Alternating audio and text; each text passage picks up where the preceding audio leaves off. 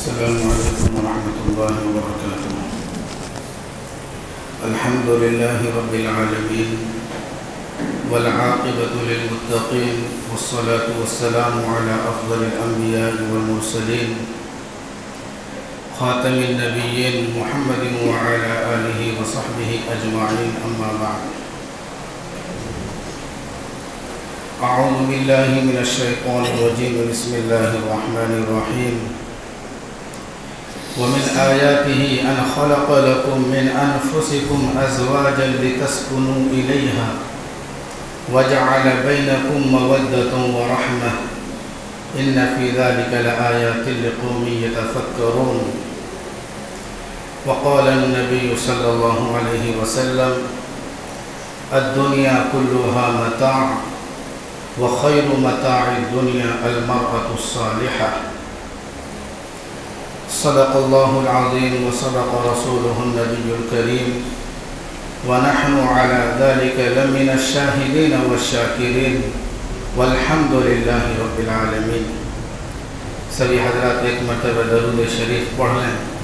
اللہم صلی علی سیدنا محمد وعلی آل سیدنا محمد وبارک وسلم.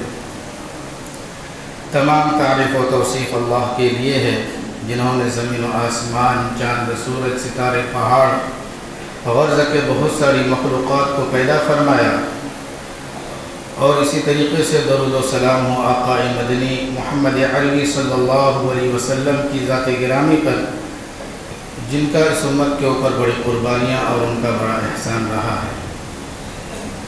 عزیزان محترم، آج کے اس جمعے کے اندر مختصر وقت کے اندر آپ کے سامنے ازدواجی زندگی میں محبتوں کا کردار، اس عنوان کے تحت گفتگو ہوگی. ازدواجی زندگی یعنی میاں بیوی کی زندگیوں کے اندر خوشگواری ہونی چاہیے زندگی کو خوشگوار بنانے کے لیے. بہرحال عزیزان گرامی، انسان دنیا کے اندر آتا ہے تو انسان کی دنیا کے اندر آنے کے بعد اس کے مختلف مراحل ہوتے ہیں. پہلا مرحلہ وہ ہوتا ہے جسے بچپن کہا جائے کہ وہ کھاتا پیتا ہے، سوتا ہے. اس کے بعد کچھ دنوں کے بعد ایک دوسرا مرحلہ شروع ہوتا ہے جسے لڑکپن کہا جاتا ہے، کہ لڑکپن کے اندر بچہ کھاتا ہے، پیتا ہے، کھیلتا ہے، اور اسی لڑکپن کے اندر پڑھنے کے لیے بھی جاتا ہے. اسکول بھی جاتے ہیں بچے، مدرسوں کے اندر بھی جاتے ہیں. چھوٹے سے بچے وہ ہے کہ ان کی تعلیم کا ایک لڑکپن کے اندر آغاز ہوتا ہے. لڑکپن کے بعد تیسرا جو مرحلہ آتا ہے انسان کی زندگی میں وہ ہے جوانی کا مرحلہ. اور جوانی کا مرحلہ عام طور پر پڑھائی کے دور سے ہی شروع ہو جاتا ہے. عام طور پر بچیاں پڑھ رہی ہوتی ہیں، جوان ہو جاتی ہیں. عام طور پر لڑکے پڑھائی کر رہے ہوتے ہیں، جوان ہو جاتے ہیں. تو جو ہے زندگی کے تیسرا مرحلہ جو ہے وہ جوانی کا ہے. جب انسان جوان ہو جاتا ہے، پڑھائی مکمل کر لیتا ہے، جب اس کی تعلیم مکمل ہو جاتی ہے تو اس کو فکر سوار ہوتا ہے کہ ذریعہ معاش کو اختیار کیا جائے تاکہ معاشرے کے اندر عزت کی زندگی گزار سکے، خوشگواری کی زندگی گزار سکے. اس لیے وہ نوجوان کیا کرتا ہے، جوان ہونے کے بعد وہ ذریعہ معاش کو اختیار کرتا ہے اور اپنی زندگی کے رخ کو صحیح کرنا چاہتا ہے. اس کے بعد جوانی کے اندر انسان کو جہاں بہت ساری ضروریات ہوتی ہیں، ان میں سے ایک ضرورت یہ ہوتی ہے کہ بندہ شادی کر لے. بندہ کیا کر لے؟ شادی کر لے، نکاح کر لے. ازدواجی زندگی کے اندر وہ منسلک ہو جائے. وہ ایک لائف پارٹنر کو محسوس کرتا ہے، ایک جیون ساتھی کو وہ کیا کرتا ہے؟ محسوس کرتا ہے. بہرحال جوان ہونے کے بعد عام طور پر نوجوانوں کی کیا ہوتی ہیں؟ شادیاں ہوتی ہیں. نوجوان بچیاں ہیں، ان کی شادی، نوجوان بچوں کے ساتھ شادیاں ہوتی ہیں معاشرے کے اندر، ہم سب جانتے ہیں. بہرحال عزیزان گرامی، یہ جو شادیاں ہوتی ہیں، نکاح ہوتا ہے، یہ نکاح شریعت اسلام کے اندر بڑی اہمیت کا حامل ہے. بعض یہود و نصارہ کے اندر یہ تھا کہ وہ لوگ جو ہے شادی بیاہ کو پسند نہیں کرتے تھے، بلکہ وہ جنگلوں میں رہنے کو اور دور دراز رہنے کو، تنہائی میں رہنے کو پسند کرتے تھے کہ وہ تنہائی میں یکسو ہو کر کیا کریں، وہ اللہ کی خوب عبادت کریں، شادی بیاہ کی الجھنوں میں نہ پڑیں۔ یہ ان کا خیال تھا۔ جب اسلام آیا، اللہ کے رسول صلی اللہ علیہ وسلم نے فرمایا لا رہبانیت فی الاسلام، اسلام کے اندر کوئی رہبانیت نہیں ہے۔ دیکھو میں بھی نبی ہوں، میں بھی جو ہے شادی بھی کرتا ہوں، بچے بھی ہیں ہمارے، اور معاشرے کے اندر رہتے ہوئے زندگی گزارتا ہوں۔ تو گویا کہ اللہ کے رسول صلی اللہ علیہ وسلم نے جو ہے نکاح کی ایک اہمیت کو بیان فرمایا، ازدواجی زندگی کی ایک اہمیت کو بیان فرمایا۔ اس لیے نکاح کرنا یہ ایک اہم ترین عبادت بھی ہے، اور نوجوانوں کے لیے خصوصی طور پر سکون کا ذریعہ بھی ہے۔ جب انسان نکاح کر لیتا ہے، بہت ساری باتیں جو اپنی بیوی کے ساتھ وہ شیئر کرتا ہے اوروں کے ساتھ وہ شیئر نہیں کر سکتا۔ ماں باپ کے پاس بھی کچھ باتیں ایسی ہوتی ہیں جو وہ آپس میں شیئر نہیں کر سکتے، لیکن میاں بیوی جو ہوتے ہیں وہ آپس میں ایک دوسرے کے درمیان باتوں کو شیئر کرتے ہیں اور دلوں کے بوجھ کو ہلکا کرتے ہیں، اور اس سے دلوں کا بوجھ بعض دفعہ ہلکا ہوتا ہے۔ یہ نکاح کے فوائد کے اندر داخل ہے۔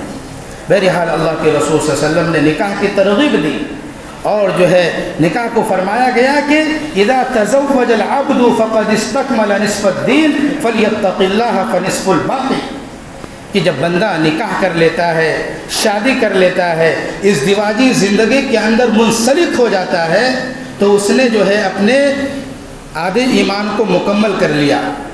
فلیتق اللہ فنصف الباقی، بس باقی کے بارے میں وہ اللہ سے خوب ڈرتا رہے۔ اور ایک روایت کے اندر کہا گیا کہ النکاح نصف الایمان، کہ نکاح کرنا یہ آدھا ایمان ہے۔ جب انسان نکاح کر لیتا ہے تو بہت زیادہ اجر و ثواب کا وہ مستحق بن جاتا ہے۔ نکاح کیے بغیر وہ اتنی نیکیاں نہیں کما سکتا جتنی نیکیاں نکاح کرنے کے بعد وہ کما سکتا ہے۔ نکاح کرنے سے پہلے اس کی بیوی، اس کے پاس اس کی بیوی کی ذمہ داری نہیں، بچوں کی ذمہ داری نہیں، حقوق کے ادا کرنے کی اس کی ذمہ داری نہیں ہے۔ خاص طور پہ جب وہ شادی کر لیتا ہے تو بیوی کی ذمہ داری کو نبھانا اس مرد کے لیے فرض بن جاتا ہے، بچوں کی ذمہ داری کو نبھانا اس کے لیے ضروری بن جاتا ہے۔ فرمایا کہ جو نوجوان نکاح کر لیتا ہے، نکاح کرنے کے بعد بیوی کے جو حقوق ہوتے ہیں اس کے حقوق کا پاس و لحاظ رکھتا ہے، بچوں کا جو حقوق ہے اس حقوق کو ادا کرتا ہے، تو ان حقوق کے ادا کرنے میں وہ جو محنتیں کرتا ہے، وہ جو قربانیاں دیتا ہے، وہ جو نیند کو قربان کرتا ہے، وہ جو محنت کر کے تھکاوٹ محسوس کرتا ہے، اس محنت کے اوپر اللہ تبارک و تعالیٰ اس مرد کو اجر عطا فرماتے ہیں، اس کو بے شمار نیکیاں عطا فرماتے ہیں، بے شمار ثواب عطا فرماتے ہیں۔ یہاں تک فرمایا گیا کہ اگر کوئی بندہ اپنی بیوی کو اپنے ہاتھ سے منہ میں نوالا ڈال دے، ایک لقمہ ڈال دے، اس لقمہ کے ڈالنے پر بھی صدقہ کرنے کا ثواب ملتا ہے۔ یہ ازدواجی زندگی میں منسلک ہونے کے بعد جو ہے انسان بے شمار نیکیوں کے کمانے کا اس کو کیا مل جاتا ہے؟ راستہ مل جاتا ہے۔ نکاح کرنے کے تعلق سے میرے بھائی اور بزرگوں، آقا مدنی صلی اللہ علیہ وسلم نے جو رہنمائی فرمائی ہے، شریعت مطہرہ نے جو رہنمائیاں فرمائی ہیں، اگر ہم ان رہنمائیوں کے مطابق رہنمائی لے کر اگر ہم نکاح کریں گے، ازدواجی زندگی گزاریں گے، تو زندگی کے اندر جو ہے کوئی پریشانی میاں بیوی کو آپس میں نہیں ہو سکتی ہے، وہ خوشگواری کی زندگی گزار سکتے ہیں۔ لیکن ہوتا یہ ہے کہ میاں بیوی جو ہے آپس میں جو شریعت کے جو لوازمات ہیں، محمد عربی صلی اللہ علیہ وسلم کے جو پیغامات ہیں کہ نکاح کے بعد جو ہے میاں بیوی کس طریقے سے زندگی گزارے، اور نکاح سے پہلے جو پیغامات دیے گئے ہیں ان پیغامات کے مطابق ہمارا عمل نہیں ہوتا ہے، اس لیے بعض دفعہ جو ہے زندگیوں کے اندر اجیرنیں پیدا ہو جاتی ہیں۔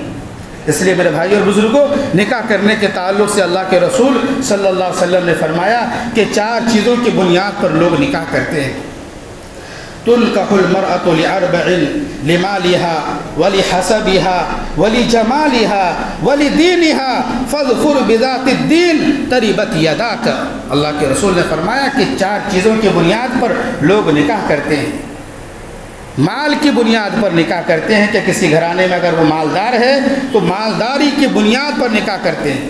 بعض جو ہے حسب نسب کے اونچے خاندان والے ہیں، وہاں پہ ہم نکاح کریں گے، اس بنیاد پر کیا کرتے ہیں؟ وہ نکاح کرتے ہیں لمالہا ولی حسبہا، اور کچھ لوگ ولی جمالہا، خوبصورتی کو دیکھ کر نکاح کرتے ہیں کہ یہ بہت یہاں پر بہت زیادہ خوبصورتی ہے، ہمیں وہاں پر نکاح کرنی چاہیے۔ اور فرمایا اللہ کے نبی نے کہ چوتھی بات یہ ہے کہ بعض لوگ نکاح کرتے ہیں دینداری کے بنیاد پر۔ پھر اللہ کے رسول نے فرمایا ہے فَاظْفُرْ بِذَاتِ الدِّينِ، کہ جب مومن بندہ نکاح کرے تو وہ دینداری کو ترجیح دے، دین کو ترجیح دے کہ اس کے اندر دین ہے یا نہیں، اچھے اخلاق اس کے ہیں یا نہیں، اس کے اندر دینداری ہے یا نہیں، اس چیز کو ترجیح دے۔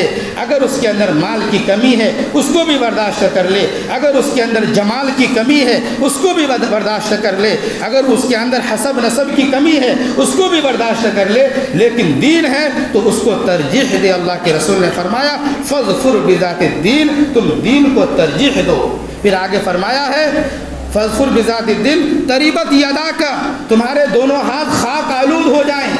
یہ ایک طریقے کا وہ جملہ ہے کہ تم کو یہ اس حدیث مبارکہ کے آخر کے اندر جو اللہ کے رسول نے فرمایا ہے تَرِبَتْ يَدَاكَ، تمہارے دونوں ہاتھ خاک آلود ہو جائیں، یہ اس جانب اشارہ ہے کہ ان چار چیزوں کے اندر تم کو چاہیے کہ تم دینداری کو ترجیح دو، دینداری کی بنیاد پر تم نکاح کرو۔ میرے حال عزیزان گرامی، ہمارے معاشرے کے اندر جب ہم اس چیز کو پرکھتے ہیں تو یہ چیز سب سے ہم آخری درجے میں رکھتے ہیں، دینداری کو تو بالکل دیکھنے کا نام ہی نہیں لیتے اور سوچتے ہی نہیں ہیں، جمال کو سب سے زیادہ دیکھتے ہیں کہ خوبصورتی ہو، حسین و جمیل ہو، وہاں پر ہم جو ہے قدم اٹھاتے ہیں، لیکن اگر اس کے اخلاق، اس کے کردار اور جو ہے اس کی دینداری بالکل قابل مجروح ہے اور جو ہے اس کی دینداری کے اندر کچھ بھی چرچا نہیں ہے، دین کے اندر وہ کچھ بھی نہیں ہے، ہم اس چیز کو نہیں دیکھتے۔ میرے حال عزیزان گرامی، دینداری کو ترجیح دیں۔ اگر اس کے اندر جمال آ جائے الحمدللہ، اس کے اندر مال ہو الحمدللہ، وہ حسب نسب والے ہوں یا والی ہوں الحمدللہ، لیکن ہمارا نظریہ جو ہونا چاہیے شروع میں، ہمیں دینداری کے بنیاد پر ترجیح دینی چاہیے کہ اس کے اندر دینداری ہے یا نہیں۔ دینداری کی بنیاد پر ہم ترجیح دیں گے میرے بھائی اور بزرگوں، زندگی کے اندر خوشگواری آتی ہے۔ کسی شاعر نے کہا ہے حسن صورت چند روزہ حسن سیرت مستقل، حسن صورت چند روزہ حسن سیرت مستقل، اس سے خوش ہوتا ہے آنکھیں اور اس سے خوش ہوتا ہے دل۔ کیا مطلب کہ حسن صورت چند روزہ ہے، آج خوبصورتی ہے، کچھ دن کے بعد خوبصورتی ڈھلان اور اس کے بعد وہ خوبصورتی آہستہ آہستہ چلی جاتی ہے اور جو ہے چمڑے انسان کے سکڑنے لگتے ہیں، اور لیکن دینداری اور اچھا اخلاق جو ہے، اور فرمایا گیا کہ خوبصورتی سے انسان کی آنکھیں خوش ہوتی ہیں، جمال سے انسان کی آنکھیں خوش ہوتی ہیں، لیکن جو ہے دینداری سے انسان کی آنکھیں نہیں، انسان کا دل خوش ہوتا ہے۔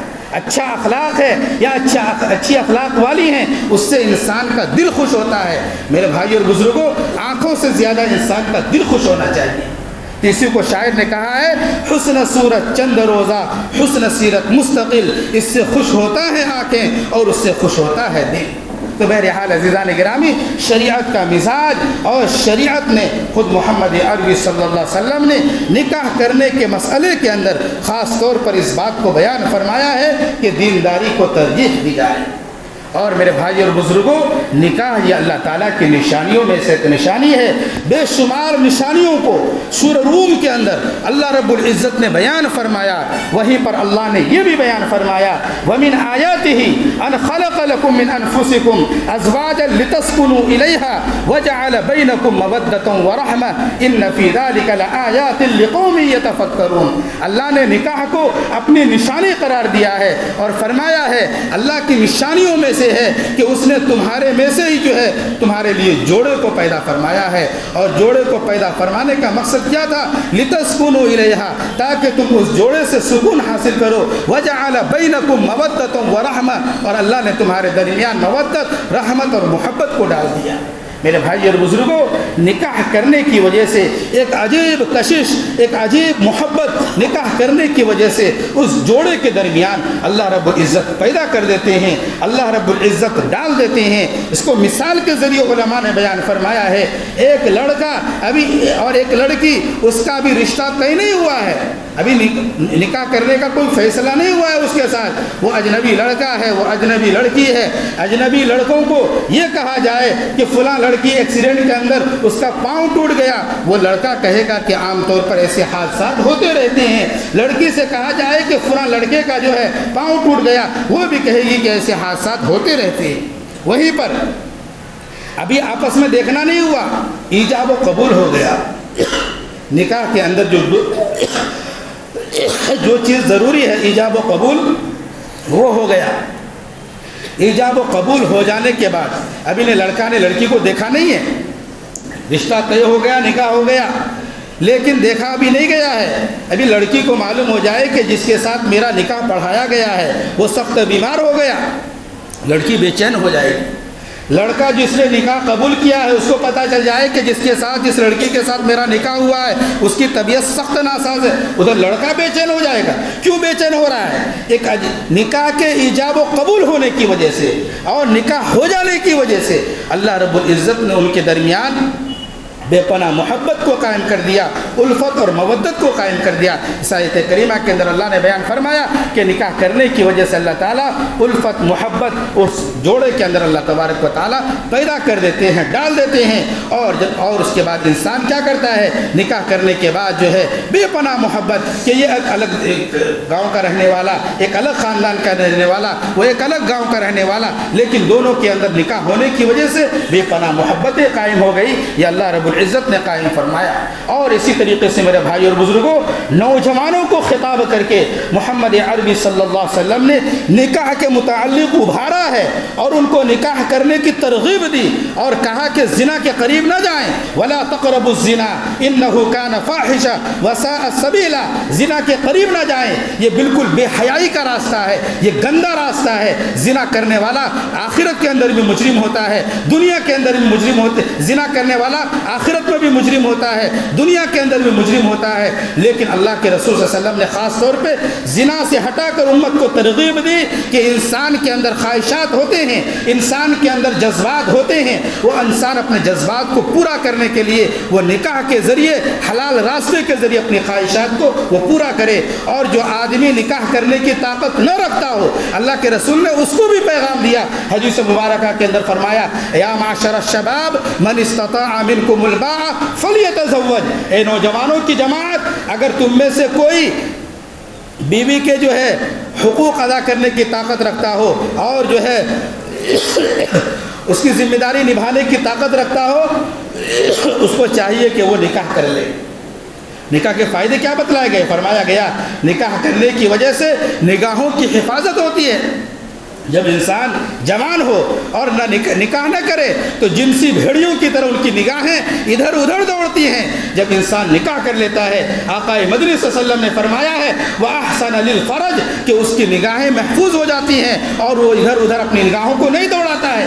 اور اسی طریقے سے فرمایا گیا ہے جو نکاح کرنے کی طاقت نہ رکھے وَمَن لَّمْ يَسْتَطِعْ فَعَلَيْهِ بِالصَّوْمِ، فرمایا گیا کہ جو نکاح کرنے کی وجہ سے نکاح کی بھی حفاظت ہوتی ہے اور جو ہے وہ غلط راستوں کو بھی اختیار نہیں کرتا ہے۔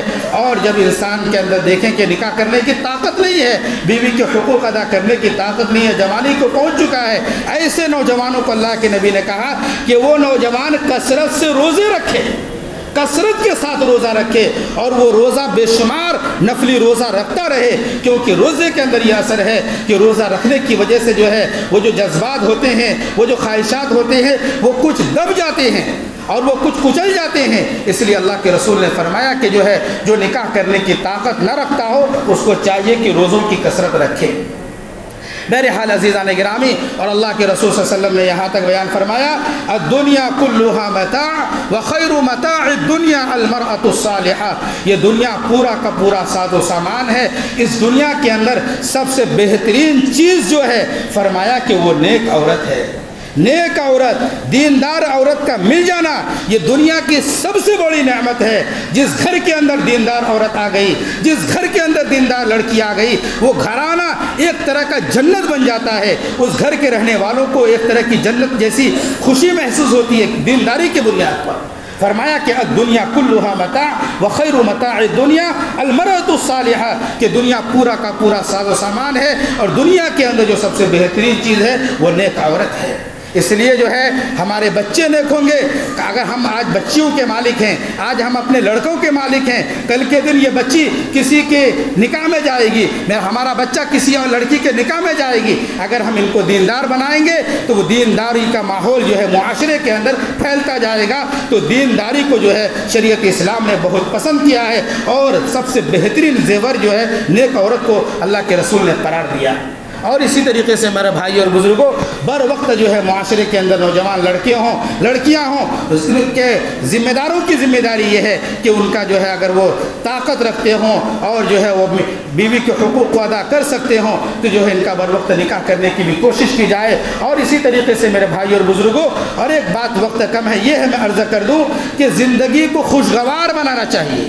شادی کر لیا, ہم نے نکاح کر لیا, اور جو ہے گھر کے اندر عورت آ گئی ہے تو عورت کے ساتھ ایسا سلوک اختیار کرنا چاہیے کہ خوشگواری جیسا ماحول ہو. اللہ کے رسول صلی اللہ علیہ وسلم نے فرمایا, خیرکم خیرکم لأہلہ وانا خیرکم لأہلی, کہ تم میں سب سے بہتر وہ ہے جو اپنے گھر والوں کے ساتھ بہتر ہو, اور میں سب سے بہتر ہوں اپنے گھر والوں کے ساتھ.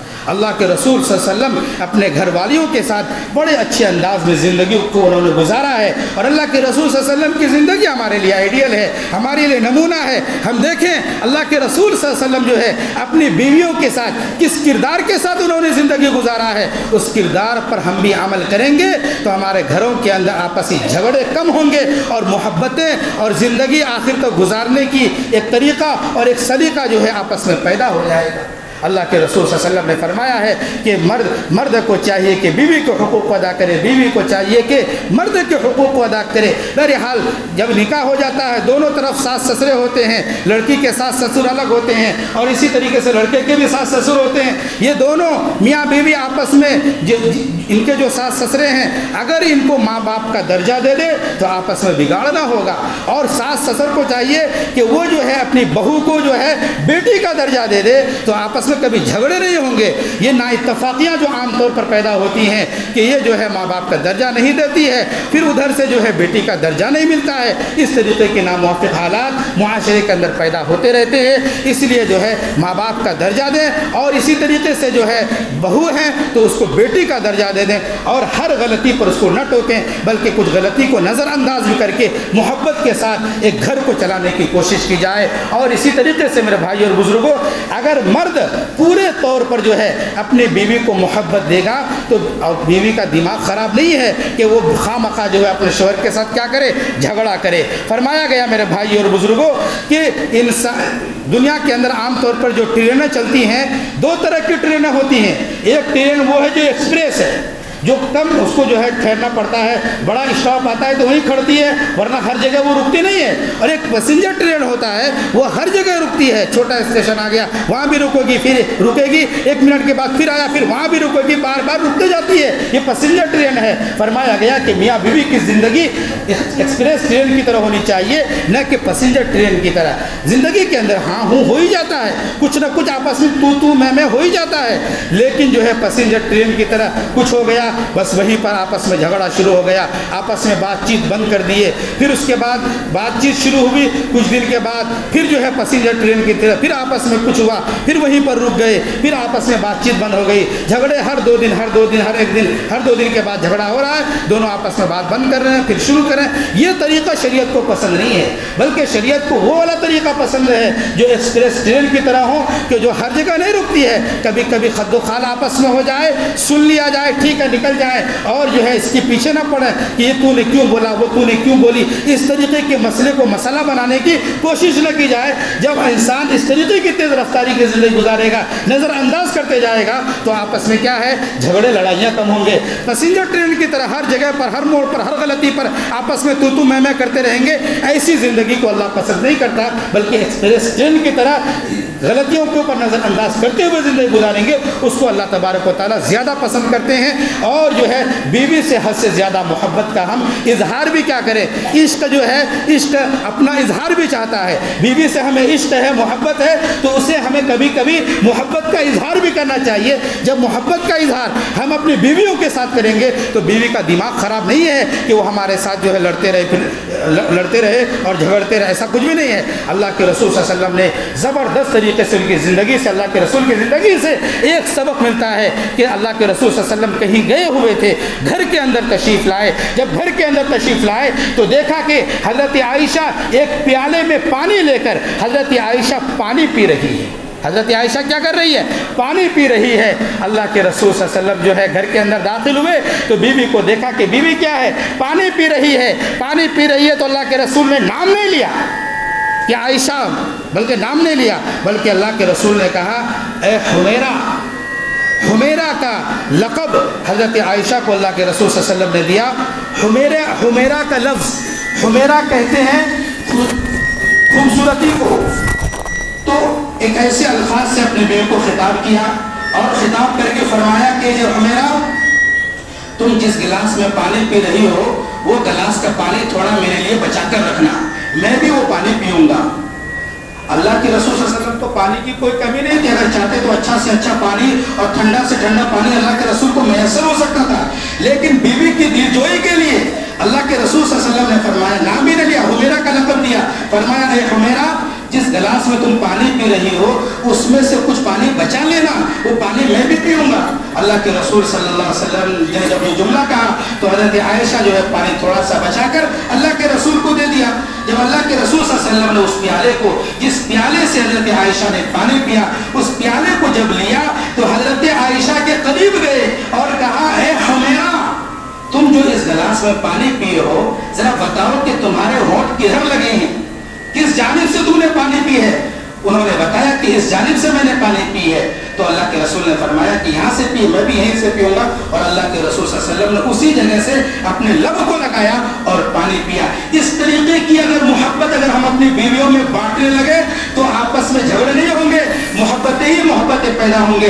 اختلاف اور اختلاف جیسے مسائل معاشرے کے اندر کم پیدا ہوں گے. اس لیے گزارش ہے بیویوں کے ساتھ محبت کے ساتھ پیش آیا جائے، ان کے حقوق کو ادا کیا جائے. اپنے بچوں کا بر وقت نکاح کرنے کی کوشش کریں. اللہ تعالیٰ معاشرے کو زنا سے پاک و صاف فرمائے، بے حیائیوں سے پاک و صاف فرمائے. اللہ معاشرے کے اندر نکاح کو بر وقت رواج دینے کی ہمیں توفیق نصیب فرمائے. اور نکاح کے بعد بیوی کے جو لوازمات، جو حقوق ہوتے ہیں مردوں کو، اور جو ہے بیوی کے اوپر جو مردوں کے جو حقوق ہوتے ہیں ان کو اللہ تعالیٰ سب کو آپس میں ایک دوسرے کے حقوق کو جان کر، پڑھ کر، سمجھ کر ادا کرنے کی توفیق نصیب فرمائے. آمین. وآخر دعوانا الحمدللہ رب العالمین.